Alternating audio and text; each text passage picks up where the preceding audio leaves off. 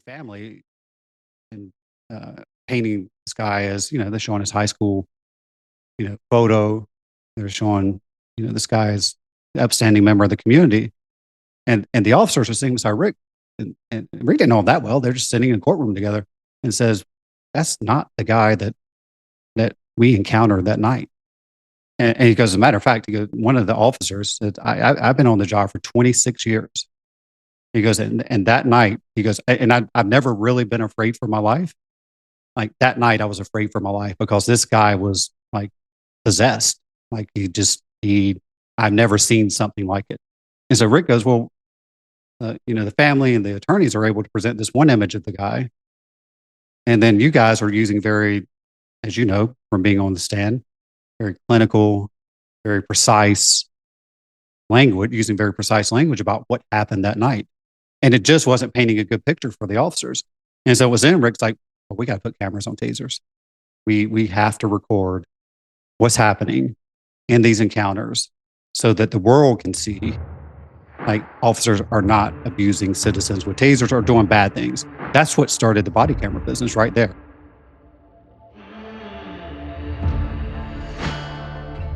Other side was that was a hands up, don't shoot moment. And so if you believe it, like he had his hands up, if you believe the narrative, he had his hands up and he was shot down in cold blood. Now, I think the facts of the case and all the investigations afterwards show that the officer was indeed right in telling the truth. But in that moment, it was all you had was, which side of the story do you believe? That was the case where we saw body cameras just take off because that was when officers and departments like, no, we have to record these incidents, these situations, so that everyone can see like what's happening. Killing is a technology problem. Like we're still blowing holes in people with chunks of lead. Technology that's been around, invented by the Chinese over 1,000 years ago. Like, why haven't we evolved as technology around us is evolving so quickly? How have we not evolved to produce a better weapon? And more specifically, as you start thinking about it, produce a better weapon for police where they don't have to take a life. You're listening to the ATO Bridging the Divide podcast, brought to you by the Assist the Officer Foundation. Since 1999, the ATO has given assistance to the first responder community, and now we want to give them a platform to hear their incredible stories. We also want to hear the stories of the many people that support us. Our community is small, but it is strong. We have differences. We don't always agree, and we all make mistakes.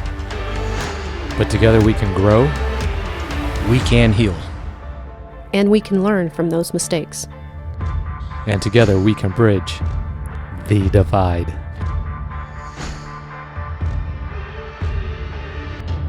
This is a story that began with a tragedy in the desert and ended with a global mission to protect life.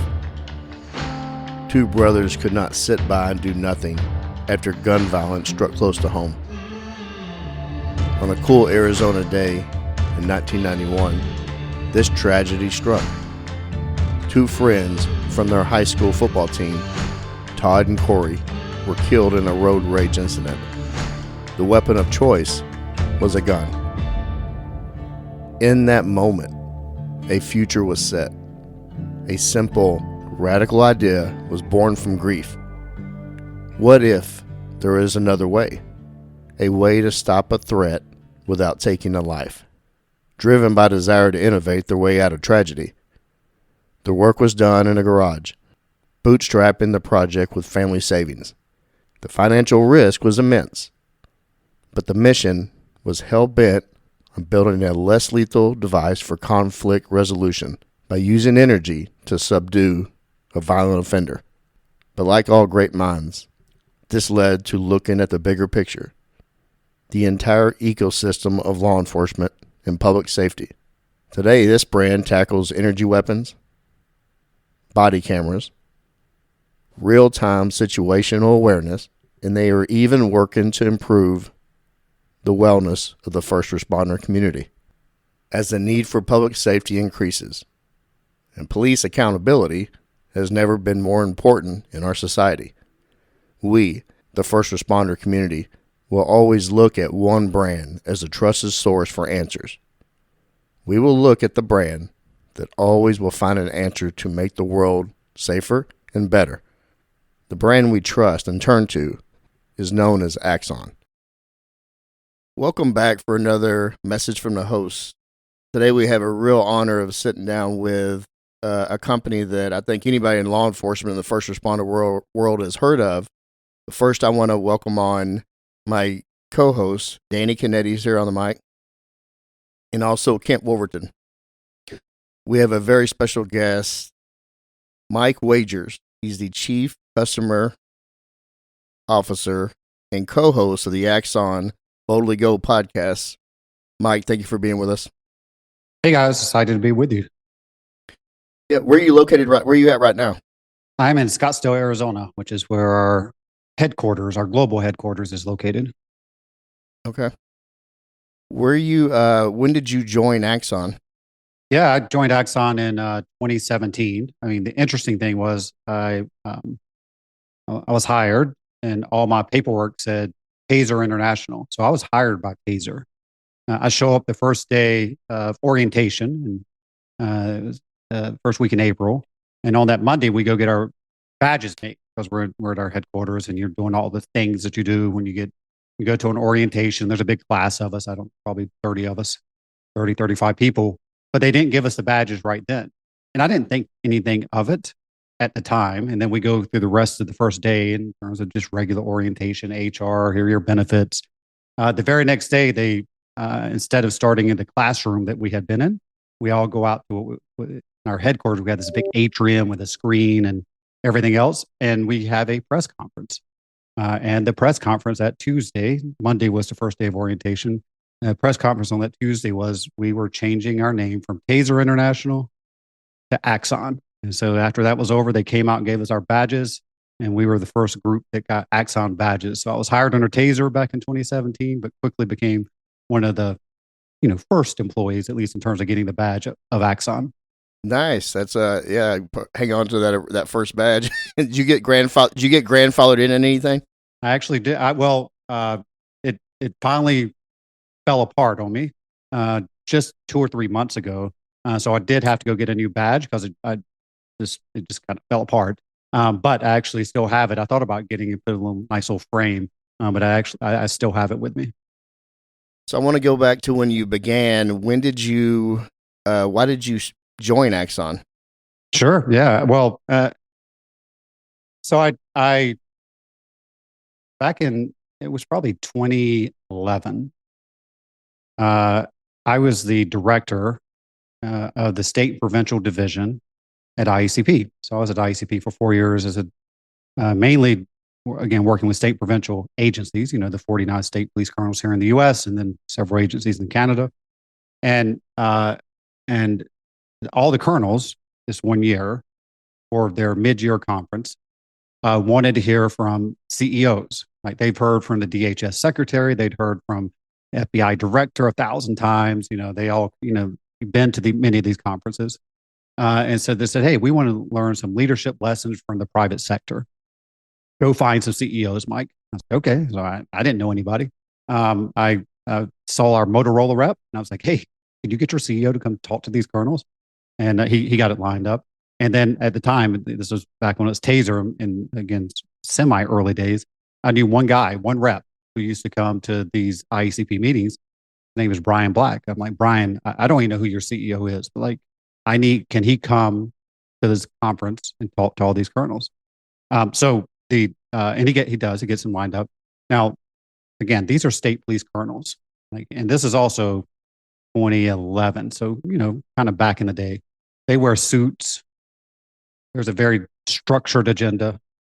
My job as the director is to try to keep to keep the trains on schedule. Like we start when it says we start, we end when it says we end, and we do not go over. And so Rick Smith, the founder and CEO of TASER, now Axon, we had him on the agenda. And we're going to him coming out of a break. So all morning long, I don't see this guy. I don't even know what he looks like. I just keep looking over at Brian, the rep, like, where is your guy? Because again, like these are state police colonels, and I'm, much younger at the time. And he goes, he'll be here, he'll be here. So during the break, I'm like, Brian, go get your guy. Like we have to have this guy ready to roll. Again, think about this in 2011 or so. Like AV doesn't exactly work really well in hotels. Like sometimes it does, sometimes it doesn't. You can't just walk in and plug your laptop up. So this guy walks in literally 60 seconds before we're starting. Now all the colonels were sitting down because they start on time. He's walking in and he has his laptop in one hand with all kinds of wires hanging from it.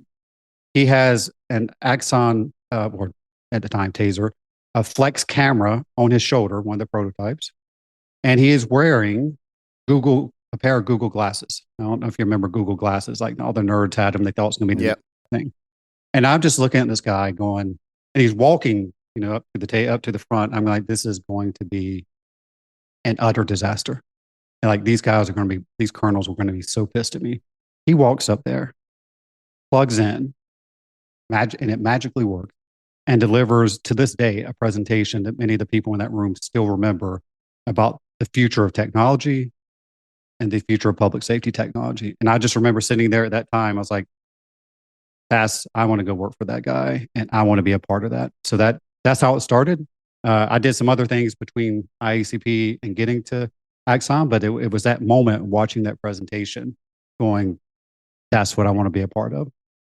No, that's amazing. So, anybody listens to my the show here, they understand that I like history, and I did a lot of research on the history of TASER and Axon. Can you tell the listener a little bit about when it all started in '93? Sure, yeah. Started back in 1993. I mean, it's a very interesting story. I mean, Rick, our founder and CEO, he was a young kid coming out of college. And sort of the joke is he's never had another job. Like this is his job. Like he's never done anything else. He went to college, by the way, and the essay that he wrote back when you had to write essays, I guess, I don't know what they do today, of, why they should accept him, was he essentially said he wanted to build Luke Skywalker's robotic arm, if you remember from Star Wars. I remember. Empire Strikes Back. Empire Strikes Back. Now, he didn't say Luke Skywalker's robotic arm, but he wanted to build robotic limbs, and like he was into that. And he's obviously very big into sci-fi. So he goes to college and he starts thinking about what he's going to do. And the story's been told a number of times. While he was in graduate school in Europe, some of his European friends, they were talking about the gun violence problem in the U.S. And Rick's like, no, that's the movies. You don't understand. It's like, it's not the Wild West. It's not what you see. It's just like that. It's not back then, what you see on TVs and the movies. And then they said, well, Rick, do you know of anybody who's ever been killed or been involved in gun violence?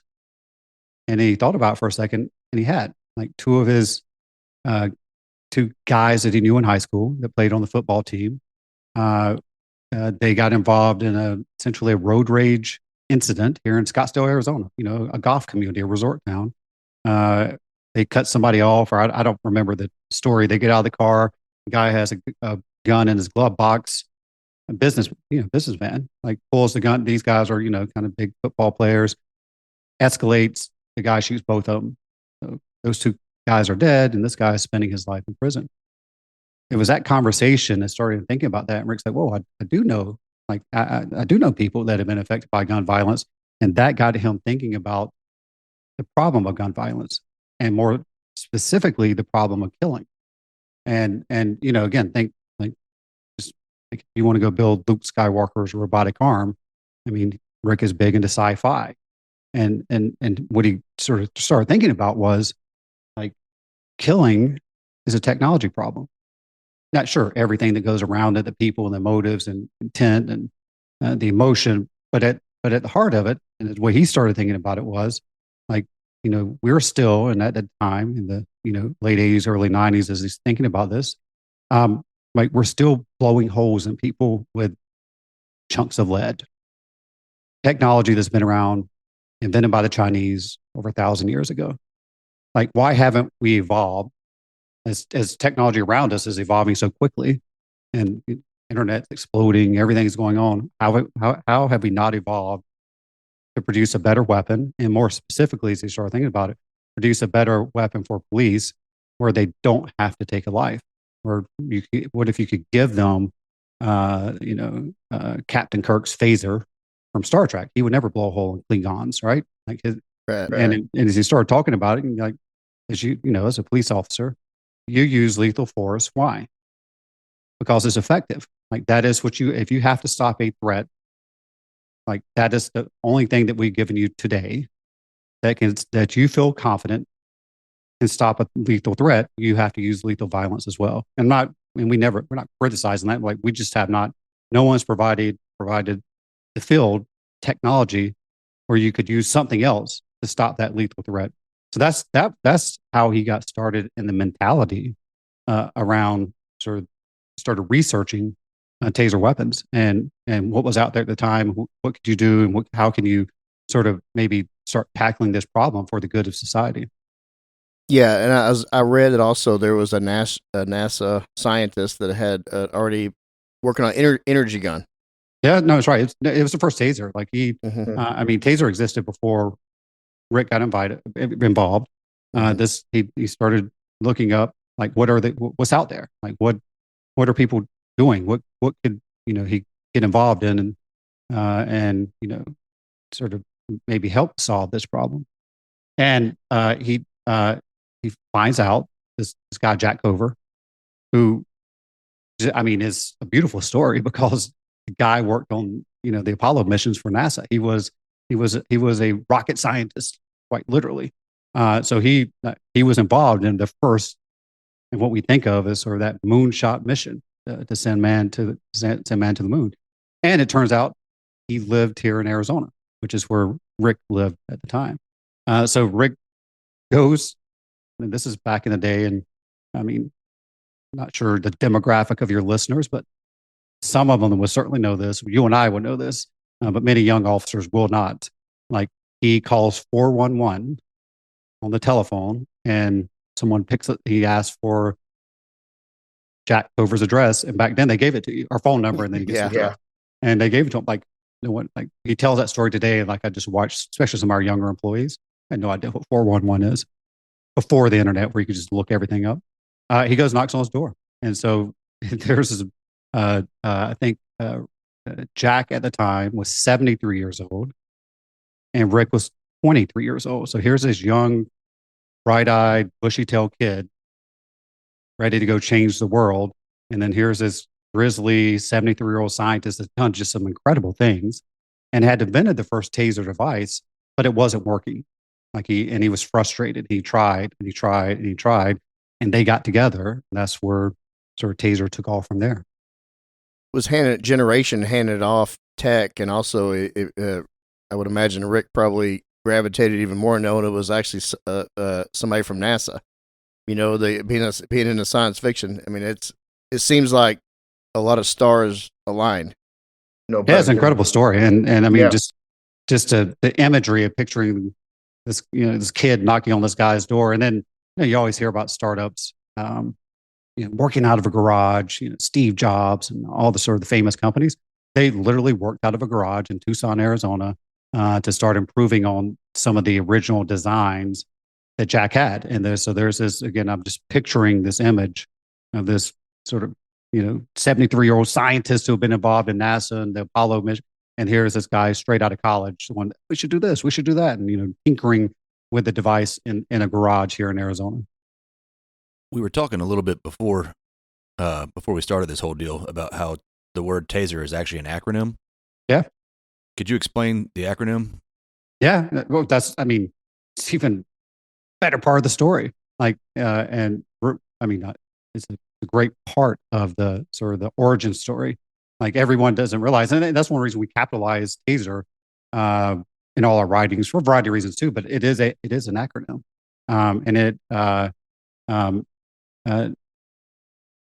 Jack Cover at the time when he founded sort of the original company, I forget the name, but it was another acronym involving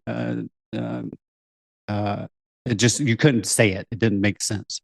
And then it turns out Jack had gotten the inspiration in the name from these dime store novels from like the early part of the 20th century. It was called Tom Smith's electric rifle, Thomas A. Smith electric rifle. That is TASER. Like that came from that novel where here's this guy, and at the time, this is the thing about the turn of the 20th century in the early 1900s. This is this guy's going on adventures, and he has at the time an electric rifle, and that is his thing. And so they just took the acronym from the title of the book, which is again Thomas A. Smith's electric rifle, and just called it TASER. So that leads me to another question. We changed the name from TASER International to Axon. What is the significance of the word Axon? Yeah, great question. And so TASER didn't take off right away. Like in '93, the company starts, had a number of failures until they finally figured out how to get it right. And think back again, like a lot of people, especially in the '90s, think about TASER and Rodney King, and that was before Rick and Jack got together. That was one of the earlier devices. And the problem there in the Rodney King incident and all the prior versions until they finally got it right was it was underpowered. That they had not done the research to show how much electricity does it take to cause neuroincapacitation. That's what a TASER does. It's not pain compliance. You're not electrocuting somebody. You're shooting those probes into the body, stimulating the nerves, and you lock up the nerves just like this, and that's what causes that incapacitation. So number of failures. Company obviously, not obviously, the company almost goes under a number of times. Like it is a surprise that it actually made it to where it is today. But as TASERs became more successful, and as police around the country and the world started carrying TASERs, the company TASER, the company, and officers and departments were getting sued.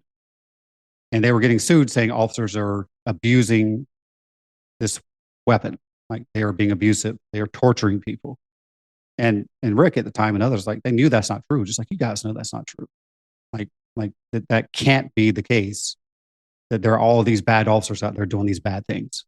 But sort of the anti-police groups, plaintiff lawyers and others who had this narrative. And Rick was involved, and we would always go in and with the officers and defend these lawsuits because company wasn't going to back down. We were going to stand behind the product, and we are going to defend the officers who use the product in the right way. And one of the moments he was in California, I forget the city, and two officers were being accused of abusing the suspect who dies. Now he was a heavy PCP user, like lifelong, rap sheet mile long, all the things that we know, and he dies like I don't know the exact time, but it's not instantaneously. Like, and that tells you a little something about how tasers, like they're blaming tasers and the officers. The guy dies, like hours later after the incident. Now, in the courtroom, the family and painting this guy as, they're showing his high school, photo. They're showing, this guy is an upstanding member of the community. And the officers are sitting beside Rick. And Rick didn't know him that well. They're just sitting in a courtroom together and says, that's not the guy that we encountered that night. And he goes, as a matter of fact, one of the officers said, I've been on the job for 26 years. He goes, and that night, he goes, and I've never really been afraid for my life. Like that night, I was afraid for my life because this guy was like possessed. Like I've never seen something like it. And so Rick goes, well, the family and the attorneys are able to present this one image of the guy. And then you guys are using very, as you know, from being on the stand, very clinical, very precise language, using very precise language about what happened that night. And it just wasn't painting a good picture for the officers. And so it was in Rick's like, well, we got to put cameras on tasers.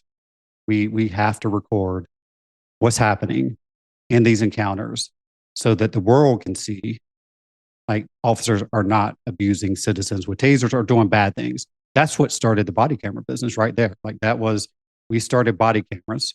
We started the body camera industry to show that officers are doing the right thing when it came to using tasers. So the body camera business is, they start doing body cameras, they try taser cams, and they try all kinds of things. And there's a whole lesson there in terms of a bunch of failures. And it's losing money. The company's about to go out of business. There's a revolt within the company at the time saying, when are you going to shut down this crazy camera and video business? Like, it's sinking the company, because tasers are selling well. Tasers are doing great. Tasers are supporting the company. And you had, but you're a weapons company.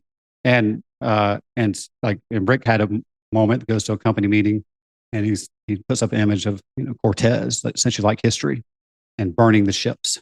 And he goes, guys, we're not going back. We're burning the ships. We are going into the camera and the video and the digital evidence management business along with Taser. Now, to do that, there had to be a shift from the name, because everyone obviously knows tasers as electrical weapons, to seeing us as different, not only taser, but also getting into body cameras, software. And so that was the switch to Axon. And there's a number of reasons, but for example, for us to continue to grow and succeed, we needed investors and shareholders to see that we were a serious software company. Because at the time, and maybe today, I don't know the numbers off the top of my head, if you're the largest weapons, like not Colt and the others, they were valued at about 1.5 billion. Like today, we're valued at around, I don't check the stock price often, but around 55 billion. Like, you can't operate as a weapons company and grow and have investors invest money in you when the only thing you're doing is weapons. So we made that switch because it was more, the company became more than just, and that's still a foundational core thing that we do. And we're very proud of it, but it was growing so much that we had to transition from Taser to the name Axon, which also had, sort of tied into the Axon, that the biological name of Axon. What a visionary approach to have every piece of tech that the world has always had a beginning, and it had something that inspired someone to create. And when body cameras, when I first started hearing, because I started in policing in '97, so I was old school, and the thought of having a camera, I could speak whenever DPD, we started hearing we're going to go to body cams. Initially, people were worried. It's, oh my gosh, we're going to be on video. But now, after it's becoming a way of life here in policing, that people don't want to go on the streets without them. Yeah. Yep. And we're very close with the National Fraternal Order Police. A lot of things with them. We work closely with them to understand, their, 375,000 members, and sort of the concerns, or not, I would say concerns, but we always seek their input on things that we do. And they would, just like we do, police chiefs and sheriffs, and we try to get input from everyone involved in policing. But they are a very close partner, and they would say, just not too recently, the executive director, Jim Pascoe, said, we were against body cameras until we weren't. And now you guys try to take a body camera from any of our members, and there will be a fight on your hands. And they didn't take off until, and you probably know this, they really didn't take off until the Michael Wilson case. That was the turning point for body cameras. Because if you remember the case, the officer was in fear for his life. This bigger suspect, the guy was reaching and trying to get his gun. He's wrestling for his life. He shoots him. Other side was, no, that was a hands up, don't shoot moment. And so if you believe it, he had his hands up. If you believe the narrative, he had his hands up, and he was shot down in cold blood. Now, I think the facts of the case and all the investigations afterwards show that the officer was indeed right in telling the truth. But in that moment, it was, all you had was, which side of the story do you believe? And then people are going to come down on sort of their biases and their narratives and the media and everything else. That was the case where we saw body cameras just take off, because that was when officers and departments no, we have to record these incidents, these situations, so that everyone can see what's happening. And the funny thing is, if you remember, you certainly remember at the time, then everyone's like I'm talking about the critics, like put body cameras on every cop out there. It's going to show all the bad things they're doing, and we're gonna root out all the evil. We're gonna get all those bad cops out of here. Well, fast forward, and so like all these advocates, if you want to use some kind of term, I would call them adversaries or police critics, who have a very different view on policing. They were 100% behind body cameras. Well, what happened? Like fast forward, like today, they are coming out against body cameras because they're not finding what all these bad cops out there. So it must be the cameras are defective. Must be the officers are not recording all the time. It must be that something else is happening. But the body cameras, and there's articles out there, they're not the panacea to root out police corruption. When maybe an abuse, when maybe the majority of cops do the right thing. They're showing the cops, just like in the Michael Wilson case, doing what they should be doing and policing the way they should police and not abusing citizens, et cetera. And I'm not saying like there aren't cases out there for sure. And without a doubt, and cameras capture them, like in Memphis, for example. Oh yeah. Like like it's just sort of watch the pendulum swing back the other way. Like, wait a minute, something must be wrong because you're not finding all these bad cops out there. Yeah, it didn't fit the narrative, and Nope, does not fit the narrative. And I'll tell you one thing where I think we see the industry going is because now there's a million officers around the world wearing our body cameras. We're ingesting more video than Netflix and YouTube. Like no, it's not like nobody's watching it. Like it's not like we can't see the video. We're just housing, hosting that data, but we're larger than Netflix and YouTube when it comes to how much video we ingest because of a million plus officers around the world, uploading 2 to 3 hours a day of, their shift. Where we think that sort of the next step, and we're seeing it, and I think we're going to see the same arc is around live streaming. And, it's been out for a couple of years. And in the beginning, there's a lot of concerns. That's why we work with police unions and others. Like, you don't want a supervisor, looking over your shoulder. You don't want to try to catch, the officer doing, just some minor things or going to the bathroom or things like that. I think what we're seeing in live streaming, and we're seeing it case after case, is an officer safety issue and the saving lives. And where you can't get an officer on the radio, supervisor or the real-time crime center or dispatch live streams in and sees what's happening. And I can't tell you how many cases we've seen where an officer's been in a fight for their life, couldn't hit the radio. They see they're in a fight live streaming and they get resources there. I think that's sort of the next frontier. And again, back to working with our friends at the Fraternal Order of Police, they think the day will come where live streaming is going to be the sort of same mantra about body cameras. Like try to take live streaming away from the officers because it's saving lives.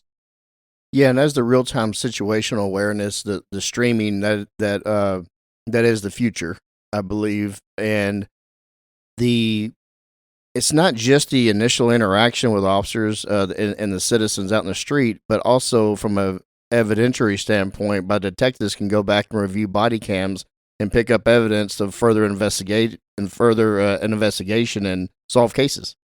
Sure, we just had 45 prosecutors here at our headquarters this week. We bring folks into our office and like that on a regular. We had 2 groups coming in where we once show them what we have today, but more like talk about what's coming in the future and how we could continue to support and better support police and the rest of the justice system. Because think about these prosecutors, they're just the mountain of data coming to them. Yes, it's already a tsunami. I don't know what comes after a tsunami. I don't know what's bigger than the tsunami or the metaphor, but like it's just only going to increase.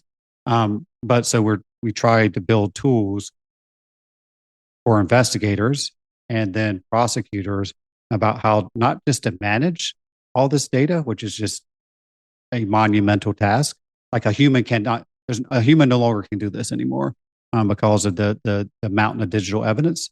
But also then, to your point, how do you uncover the things that need to be uncovered and if there's 10 officers on the scene, if there's CCTV, whatever it may be, if there's cell phone video or cell phone pictures, everything that goes into a case file, how do you uncover if you're an investigator to make sure you have all the right pieces to, to close that case and to get the right bad guys off the street. And then when it gets to prosecution, like how can they put all these puzzle pieces together which it just seems it's not humanly possible today, given this tsunami that's already there, in a way that they could prosecute cases and and again get the bad guys off the street. Now, I worked in a legal division before I started in the wellness unit. That's where we're at now, and I legal oversaw the entire Dallas Police Department's case filing system, and I can tell you that the digital media evidence that we had to get over to the DAs, the storage was a huge problem initially, but now I know the evidence.com and basically everything is pushed over into that. But the amount of evidence, ring cameras that have to be uploaded, cell phone footage, surveillance footage, body cams, and some body cams were not tagged properly because the human error. It is a just a mountain that almost seems like you're not going to get to the top of in some cases. I was just in the Dallas County DA's office 2 weeks ago, so I am very familiar with the challenges there specifically, but it's not unlike many other places around the country. I'd imagine. I mean, they, but the challenge and is there in some other places is if you think about us if you think about Axon as a company, we were there for tasers, starting sort of the move to less lethal devices, and then we care deeply about that. And like, how can we continue to give officers the right technology, the best technology, to protect life? That we believe in that. If you talk to anybody in our building, they will tell you what our mission is. So we were there for that. We were there for the body camera business, and we were there, and so we started the body camera business, but not only started the body camera business, there was a fundamental decision made there that also helped change the trajectory of a lot of other things. And that is, we pushed to go to the cloud. And at the time, that was crazy talk. And we, like no one knew what the cloud was at the time.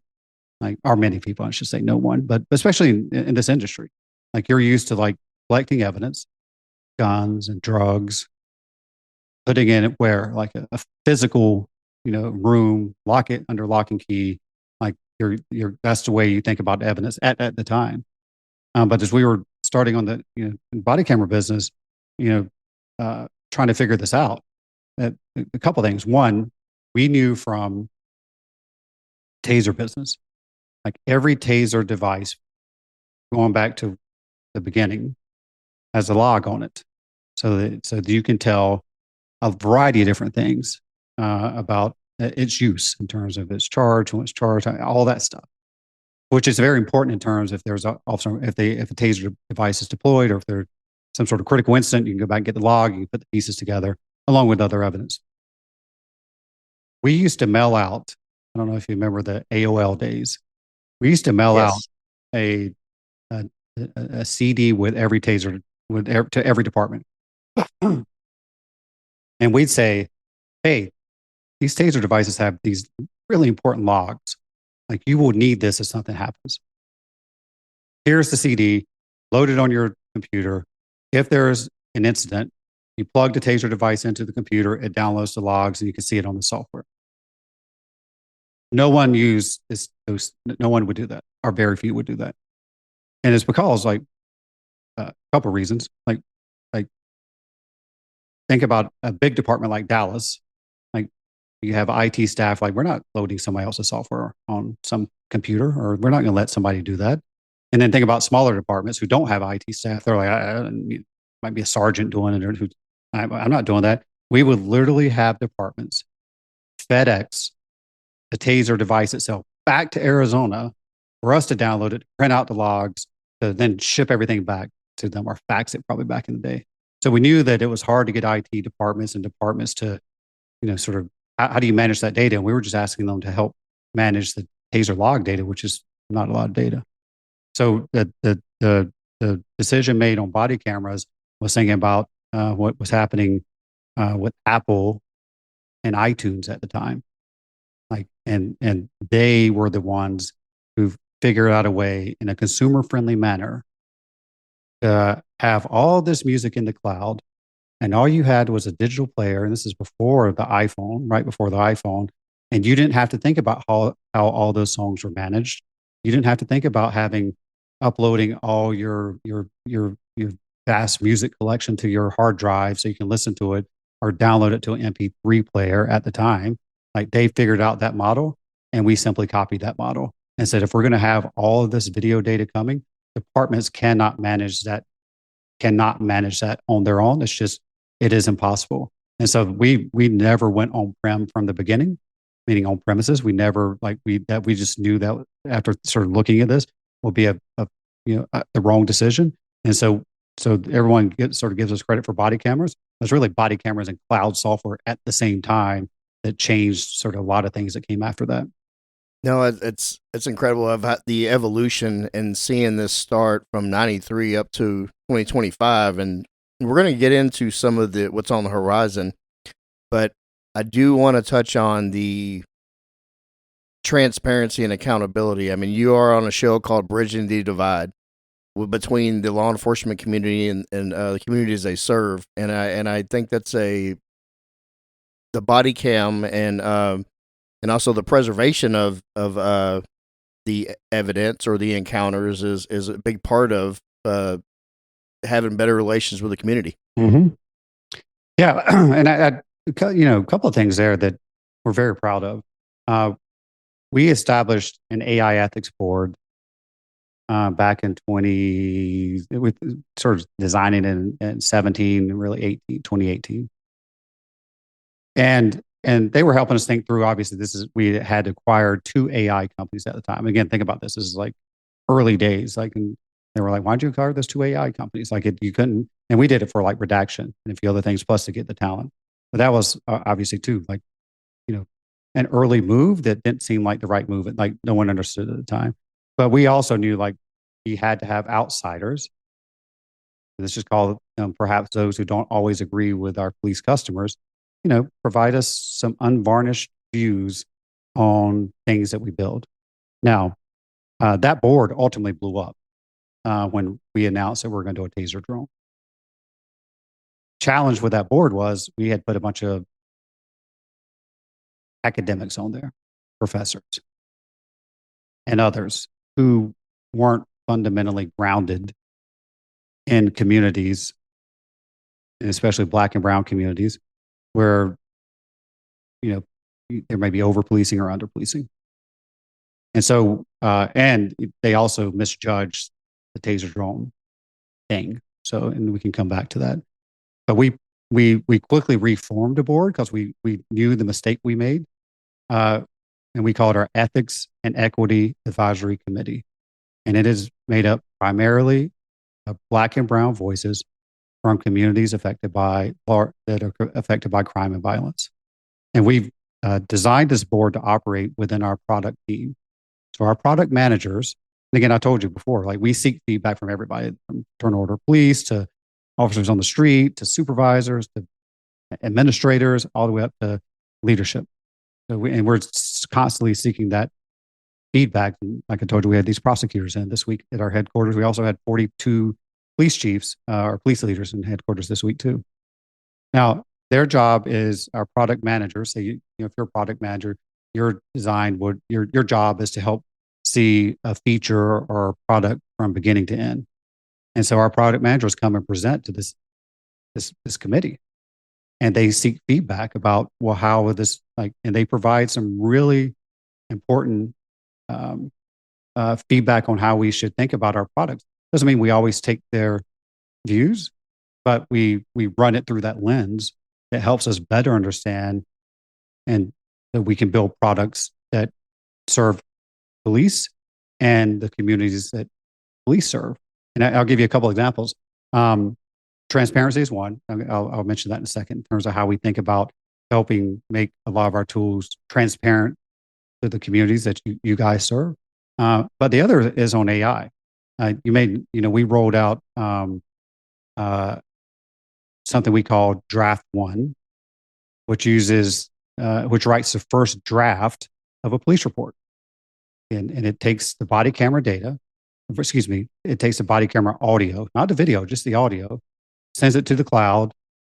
It transcribes everything that was said between that officer, a witness, or suspect, whatever's happening on that scene. So you have the transcript of everything that was said, and then we layer an AI model on top of that, and it very quickly produces a police report, shoots it back down within seconds. It is, when you first see it, and I'm too used to it now, it is, people were literally saying this is like magic because you couldn't believe this was happening. We thought about this like in 2017, 18, 19, like, oh, one day the body camera will help an officer write their police report, because no, no officer wants to write it. No one joined the Dallas Police Department to have to go sit behind a computer or an MDT and spend hours on their shift writing a police report, right? They want to be out in the community doing the things that they signed up for. So like we found that this new feature called Draft One, which uses AI, is saving departments anywhere from 50 to 80% of time of officers having to write police reports, and it's doing lots of other things as well. I mean, it is, officers very quickly, very quickly figured out, and you know this, officers are super smart. Like, they figured out the more they articulate, the better their police report will be. So all of a sudden you got, like, you're seeing in some departments who are doing the research, community satisfaction increasing because the officer, and this is, we didn't think about this is a byproduct because officers are super smart. Like, this is a byproduct. If they're articulating more during something happening, like, it's just, like, we know that's sort of part of procedural justice, explaining why they got pulled over or why they did this or why are they doing this. Like, that just, like, that is great stuff, and things that we've been trying to get officers, not we, I mean, that is the profession, as you know, to say more. Like, you tell them more of what you're doing and they understand it, and it calms the situation down. So, but our Equity and Ethics Advisory Committee, again, mostly black and brown faces, had a concern early days as we're presenting this to them. Like, what about what about the bias in the AI models? All right, let's run a test. So they worked with a couple of professors or researchers who run essentially a lab that tries to understand policing and racism. So we went to a lab that is already predisposed to try to understand this. And they found, interesting enough, we would feed video into it, and they would find, and we would change the race of the suspect, and it would say if the suspect was white, and this is one clear example I remember, it was the white man left the scene, and if it was a black suspect, it said the black suspect fled the scene. Did he leave? Did he leave the scene, or did he flee the scene? Obviously, that is a big deal.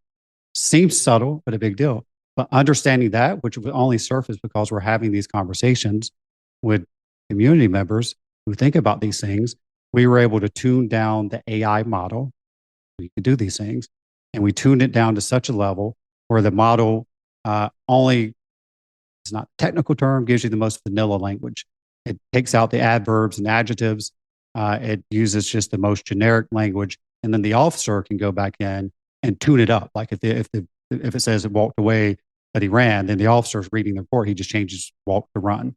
But that is something we found, and that is because, like, seeking input from that committee and others like that, and it's something we're very proud of. And you know, we sometimes we take some daggers for that, which I'm proud to always stand up and defend that, because we support police. We believe in the goodness of police. But you certainly want to hear from those who may have different views. And it has made us a better company, has made our products better, and has ultimately helped the officers on the street. When it comes to transparency and accountability, like, they push us. Like, and we're going through this right now with rolling out software around real-time crime centers. We have USIS, which is primarily, it is sort of the leader in real-time crime center software out there today. Or, you know, as we continue to do the work that we're doing in license plate readers, how can we help departments be more transparent about how they're using that technology, which some might call it surveillance technologies, but we're doing it in a more thoughtful way, like taking input like that. But also, like, in the thing that we are working on right now is, but how can you show the resolution of how you're using this technology? Because today, most of it is, let's just say, take license plate readers. If you're posting on a portal to show the community how you're using license plate readers, and it only shows, you know, this city had 200,000 license plate reads last year, and it doesn't tell the outcome of those reads, like what did you do with those reads, then it's going to paint a very different picture. So when we think about transparency and accountability when it comes to those types of things, it's also listening to and this is what we heard from folks from the field, from real-time crime centers, to officers who, depend on license plate, or investigators who depend on LPRs or other, again, quote unquote, surveillance technologies. They're super important, but if you don't tell the right story and you're trying to be transparent, then you're only going to paint police into a bad light and not show the complete context of how you're using those technologies. So the transparency piece doesn't work unless you're painting the picture of what's actually happened. So we think about that, one, showing how police departments are using it, or let me rephrase that, providing departments with, you decide how transparent you want to be, but we have to figure out also how to help you tell that story about not just how you're using it, but what the outcomes are when you use that technology, those technologies.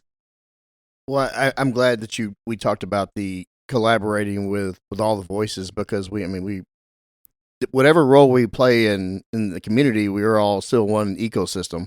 We just play different roles, and I think it is important to give them a voice, and you can get a lot of information and data to progress any technology or any policy or any practice.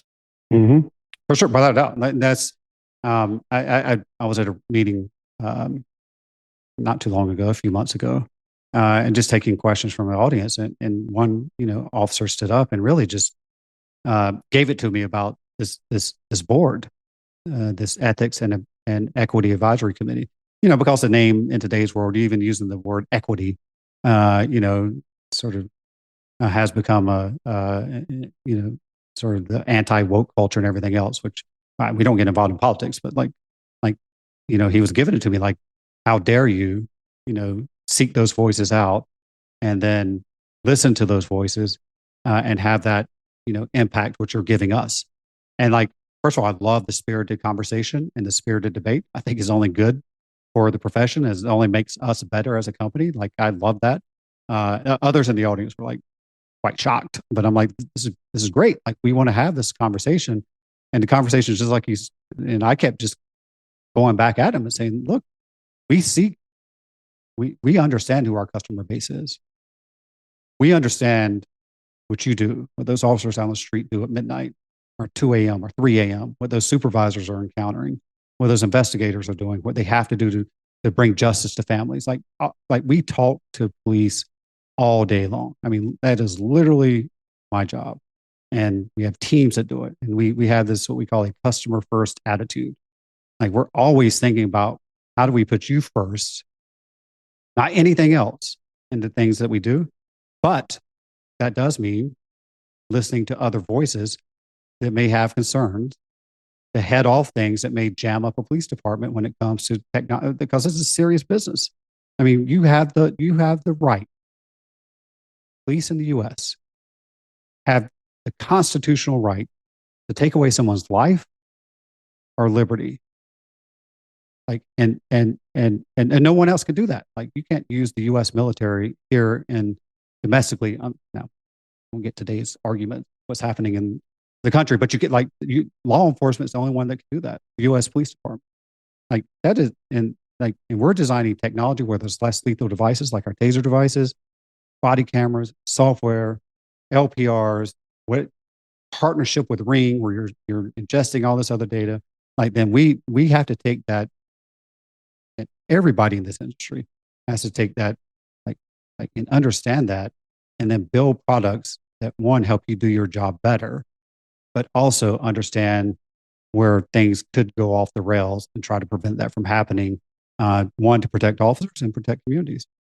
Yeah, no, that's amazing. But want to get into VR training, and then also I'm very fascinated with it because I understand I'm in the wellness unit, and we actually have used VR training to improve officers' mental health and their wellness. Yep.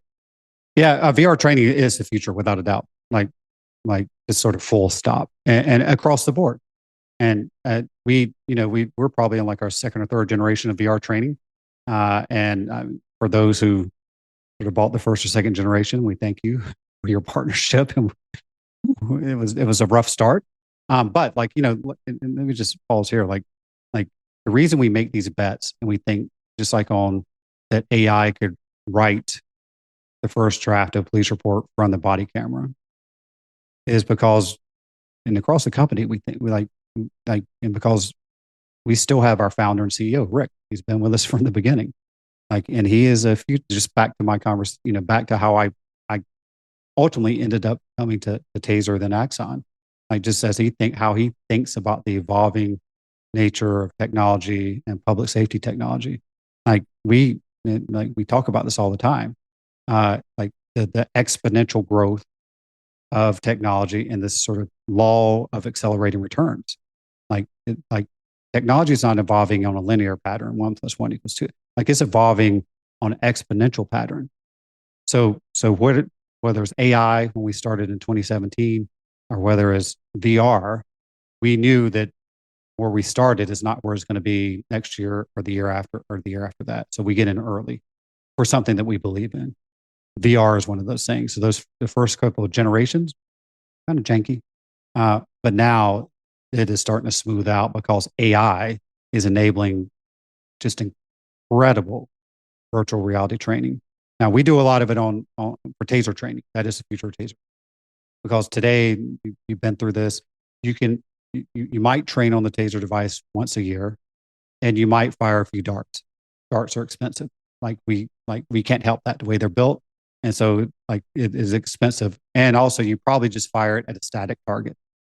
You might have a guy in a big halt suit running around, and you're firing at that.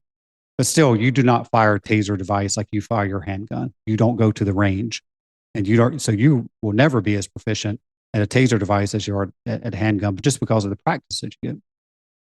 That's one area where we see VR making the biggest difference today.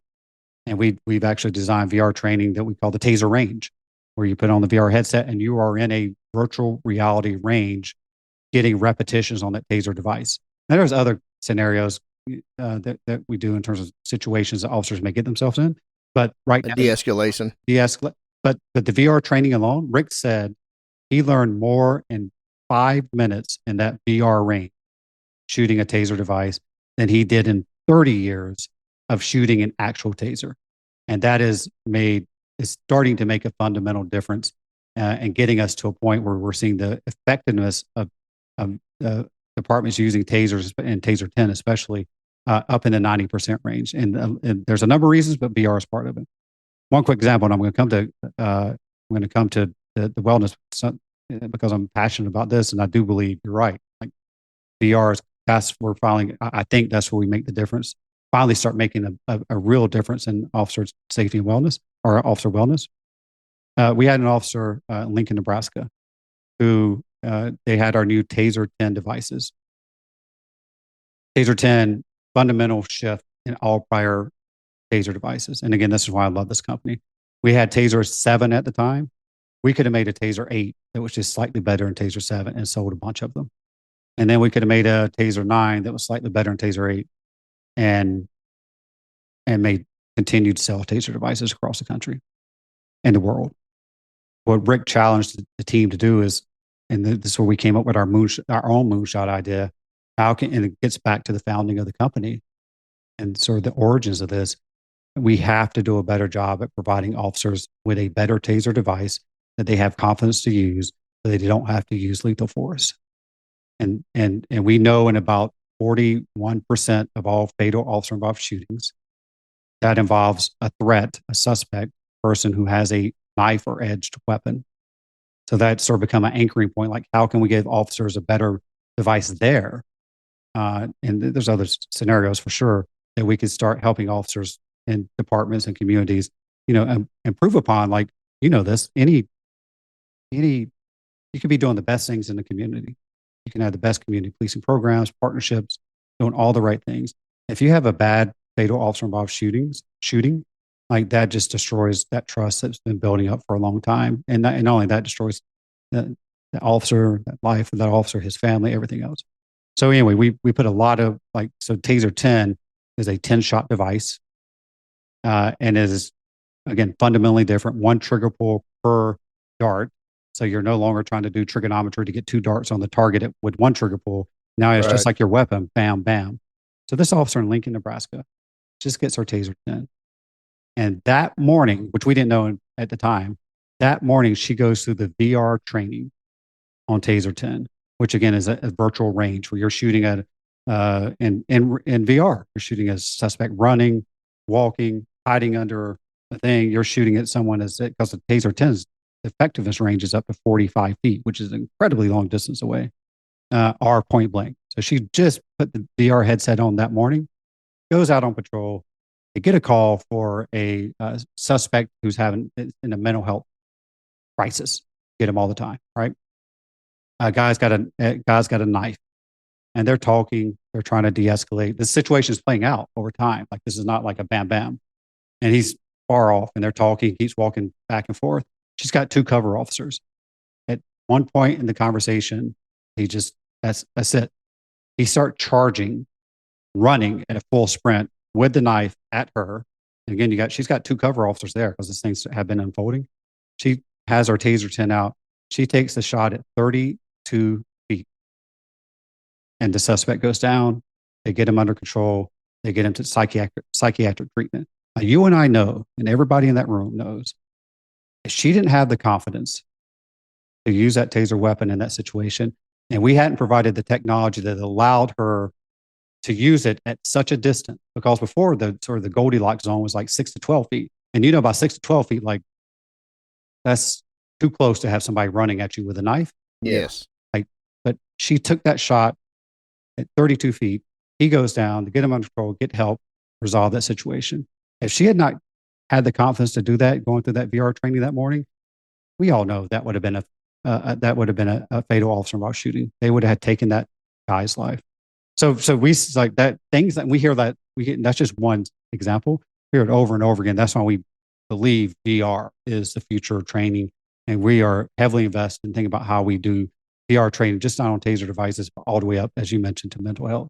And I just saw a demo yesterday by one of our partner companies using a virtual reality. It's called an avatar, and talking to an officer who had PTSD and had suicidal ideation. Now, this is early days, early prototypes. But in watching that, and also, I mean, this is a real officer. Like this is not like an employee doing this. Someone who has already had treatment and everything else, but he's into officer wellness space.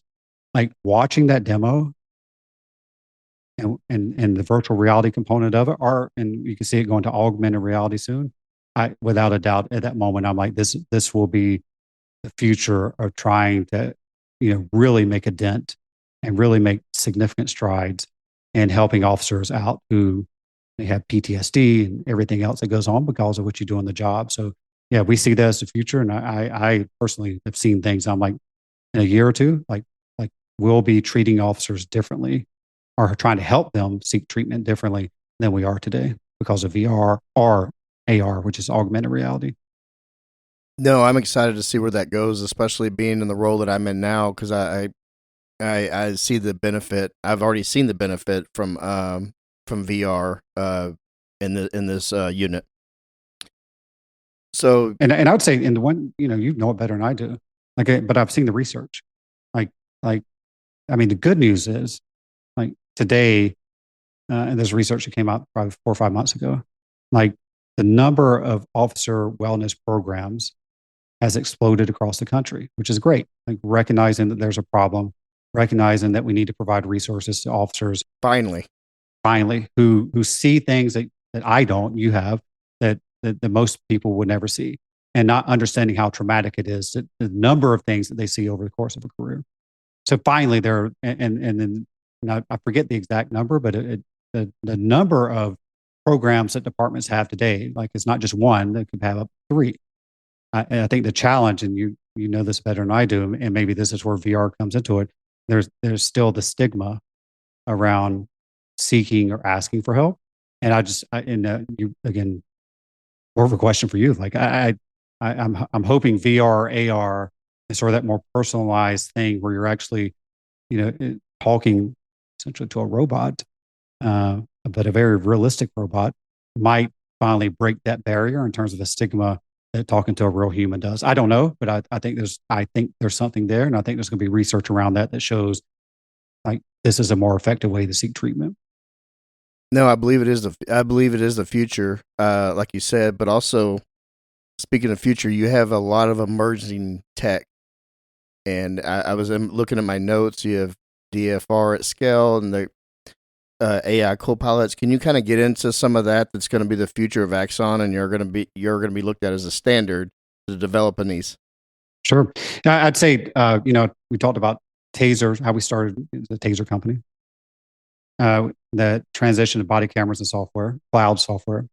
I think we're sort of on our third turn as a company, which is quite incredible. Think about lasting this long as a company, and now trying and try to stay ahead of these trends and understanding these trends so that we better support you. I think that in that third turn, if you will, and what we're in right now is AI, artificial intelligence, and we believe just as a society that we're in this AI era. And if if you listen to our podcast, which you mentioned, Rick and I do the Boldly Go podcast, we do this AI episode, and we're in just as big of a societal upheaval and change today, and it's hard to see it because you're in it, as farmers were heading into the Industrial Revolution. So if you think about everything that happened in their Industrial Revolution, we don't ride horses anymore. We have cars. Like everything that happened, people moved to cities. They don't live on farms anymore. Like manufacturing, like we're there, and that changed a lot of how society was structured. We're in it right now with AI, and so what we're trying to do is understand those trends for one, but also stay ahead of that trend and build technologies that support what officers do out in the communities, and whether that's helping keep officers safe or not, whether there's no dichotomy, keeping officers safe, helping them do their jobs, making them more effective, and keeping communities safe at the same time. And we made this switch. It was June of last year, June of 2024. We had a meeting with a small group of police leaders, and it was like a brainstorming session. And and Rick was showing all the crazy things he was doing in his personal life, or using an app on his phone he had just gotten back from Italy. He was very proud that he translated his whole presentation using his iPhone and an app from English to Italian, and the police leaders in Italy were speaking back to him as doing the translation. It was cool, right? And then the chief of San Francisco, he goes, "Well, Rick, if you can do that on your iPhone, why can't we do that on a body camera?" Oh, right. You have a supercomputer. Every officer has a supercomputer on their chest right now. And then, so we're like, well, what are some of the other ideas that we should be doing with the body camera involving AI that would make a difference? And we'd already been working on draft one because we've been thinking about it for a while. And then I forget it was a sheriff, Texas, Sheriff Gonzalez, Harris County. I'm trying to remember, but he raised his hand, Ed Gonzalez. So he raised his hand. He goes, "Well, why can't you take all of our policies, upload it, or have us upload it, and then if an officer has a question about a policy, they can simply ask their body camera?" And then we're like, well, that's not that sexy. Like, is that a big deal? Well, we didn't understand it, but we only understand it from talking to our customers. Like, yeah, that's actually a big deal, and that also consumes a lot of time and resources. So, like that in that moment in June of 2024, Rick gets on our internal comms and tells our leadership, the rest of the leadership and our product org, we're pulling the emergency brake on our entire product roadmap. Full stop. And I want you to tell me and show me how you're going to use AI to build better products for police. Now, there's 5,000 people in this organization and thousands in the R&D org of Axon. They have roadmaps. They have budgets. Like this is a big company now. This is not like the early days. And for Rick to do that was, it is shocking. Like that, you're like, stop what you're doing. We're making the full pivot to AI. So one, in terms of the future of what we do, it is all about AI, staying ahead of the trend and trying to understand how AI will help make better technologies for you and for communities. And it could be things that are just mundane work that has to get done. And that's actually where we started. And that's why we started with the first draft of a police report, because no officer likes to write a police report. How can we take that off of their, metaphorically, take it off their desk, to everything to understanding how you can use video to not just ingest the digital evidence of an encounter that just happened, but how do we do it to get ahead of that encounter? And how do you do it, for example, like if you back up before a call comes into 911 and all sorts of dispatched, how can you use AI and cameras and drones to get there before an officer's even dispatched, or you help officers start getting there before the 911 call is even complete? Like, how do you back this up and get ahead of it so you start preventing crime and making situations safer when the officer does come? Where there's still a variety of technologies, but drones are certainly going to be a part of that. And that's how we think about it. So it's not just like DFR, like how to use drones, or it's not just about cameras. It's not just about CCTV. It's like, how do you put all these pieces together, use AI to tie them all together in one seamless fashion? And not just us, by the way. Like we're open about our ecosystem. We don't want any police department to feel like you're being forced to use any one company. And so we work very hard to figure out, like, you may have us for something, you may have Motorola for something, you may have, you name the CCTV company that providing cameras. Like, how do you make sure it not just works together, but works for you? And part of that is AI helps us do that. And so that's how we're thinking about it in terms of larger ecosystem now, and tying this all together. So, but yeah, we think drones are certainly the future, but it's the future because of AI, what you could do with AI and the autonomy that comes with that, and tying all these technologies together. That's amazing. You just walked us through a very long history of this great company and how it's evolved and it has gone in different directions, Mike, in over decades now. And I want to ask you a final question to leave the listeners with, both first responder community and as well as the civilians that are served, how your innovation will continue to shape safer, more transparent, and public safety be more effective leading into the next century. Sure. Yeah, and thank you for having me on the show. It's been a great conversation. Look, our mission is to protect life, period. Protect life. And that's been the mission from the very beginning of the company. And if you walk into our headquarters right now, I mean, there's a very famous scene during the original moonshot, and JFK going to NASA, and he passes by a janitor who's got a broom in his hand and goes, "What is your job?"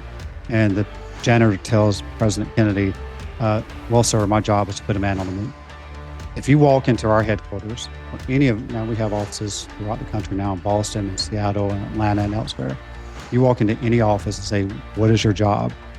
I don't care if it's the security guard out front, if it is the engineer working on some, perhaps, say, redaction software, or if it is somebody working on TASER weapons.